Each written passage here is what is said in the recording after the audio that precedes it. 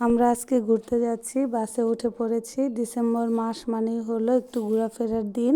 সব সময় সব মাসেই ঘোরা যায় না, বাচ্চাদের স্কুল থাকে, পড়া থাকে, অনেক কাজকর্ম থাকে। ডিসেম্বর মাসটা মনে হয় ফ্রি, একদম ফ্রি ঘোরার জন্য, সব বেড়ানোর জন্য, আনন্দের জন্য। এই ডিসেম্বর মাসটাই সবার জন্য আনন্দ ঘন একটা মুহূর্ত। আমরা বাড়িতে উঠে চলে যাচ্ছি। দেখেন আশেপাশে মনোমুগ্ধকর দৃশ্য। সব থেকে ভালো লাগে এই আশেপাশের দৃশ্যগুলো দেখতেই ভালো লাগে। আমরা এখন সবাই চলে যাচ্ছি গাড়িতে উঠে। দেখেন পাশের দৃশ্যগুলো আপনাদের সাথে শেয়ার করছি। কত ভালো লাগে, নীল আকাশের মাঝে সবুজের সমারোহ, অনেক সুন্দর, অনেক ভালো লাগে। আমাদের দেশের সৌন্দর্যটাও অনেক, বলে শেষ করা যাবে না, এত সুন্দর সুন্দর দৃশ্য।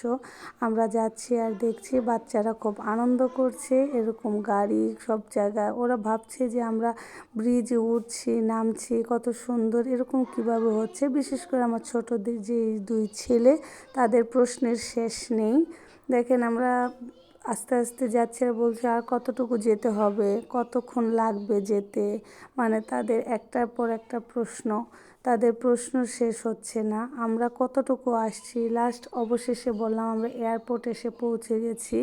দেখো ওদেরকে দেখাচ্ছি এয়ারপোর্টটা। এয়ারপোর্টে এসে কি হয়, কি এয়ারপোর্ট কি, তাদের এত প্রশ্ন।